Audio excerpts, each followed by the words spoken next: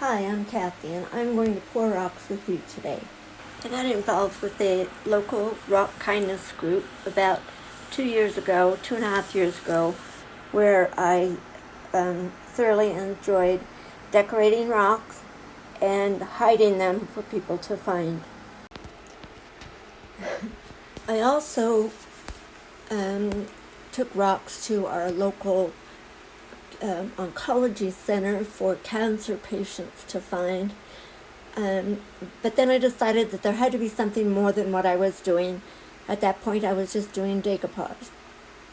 One day I was on the internet and I was looking at all these beautiful acrylic pours, and I thought, I can do that.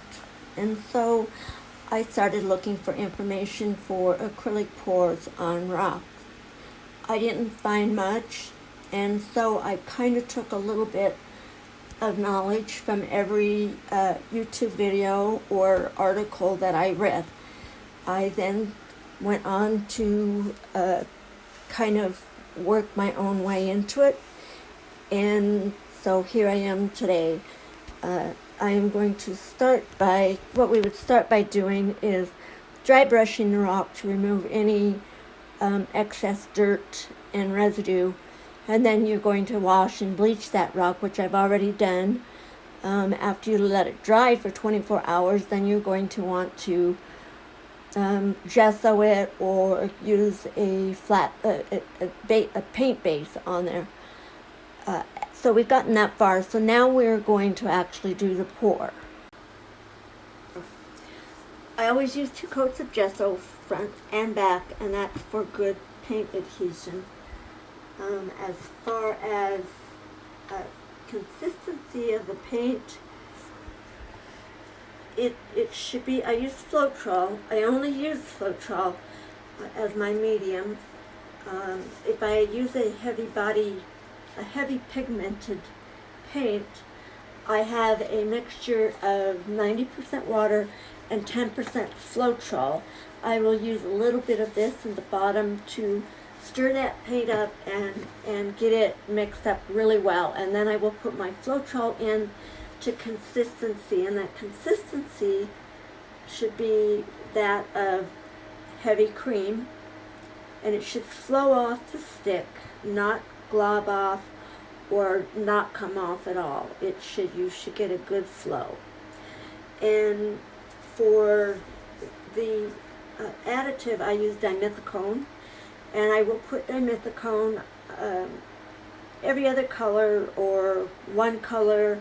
It just depends on what you want as far as cells. And then just simply a light stir after you add the dimethicone to get everything, make sure that the oil is distributed well. And then I use a lot of white or titanium pastels for my buffer color.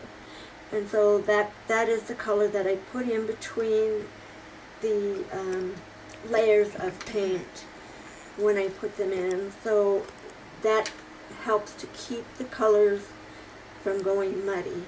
So I make sure that I get that in before I add another color.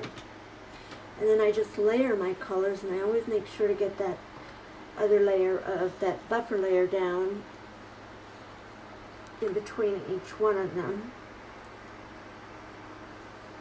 And I think that you can use any color you want. I will use pastels as my buffer color, and it works just fine.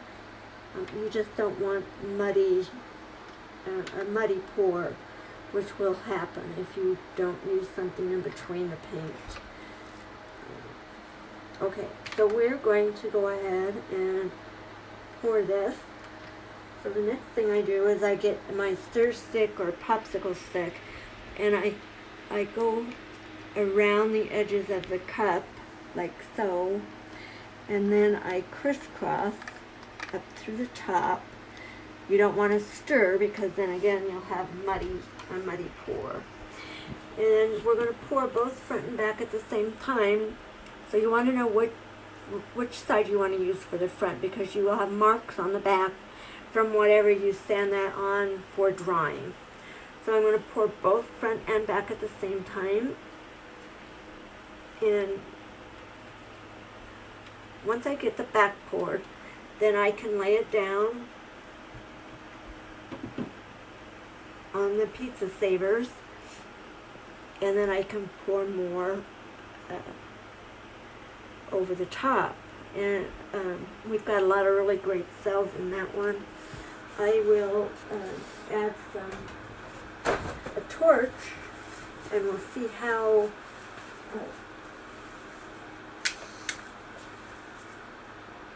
many we can get to come to the surface.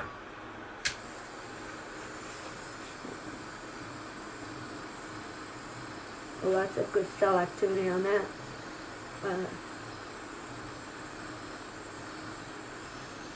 Lots of great cells there. So that one's great. Okay, we're going to do one more. And so this one, I'm using different colors. So I'm using white for this one for my buffer. And then, like I said, I don't have any specific way unless of layering the colors, unless I want a certain color to be dominant. And then I will try to pay attention to where I'm putting that color in the layering process.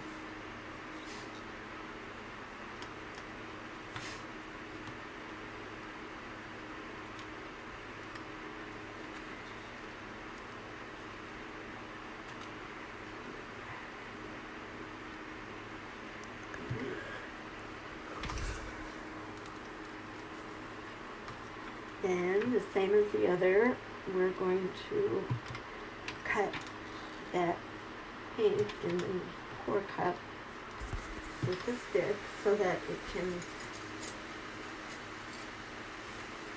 kind of mix.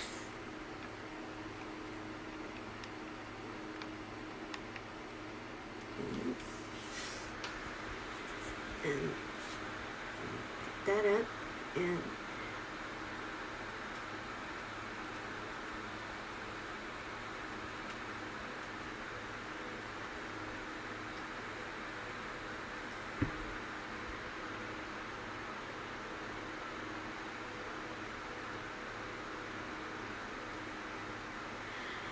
you can get different results depending on how you pour the paint on there.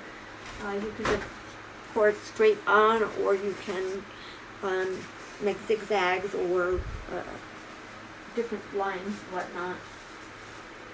And then we're going to put a little bit of heat on that one and see what we get for cells. It's got some great huge ones on there.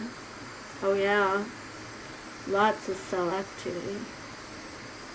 So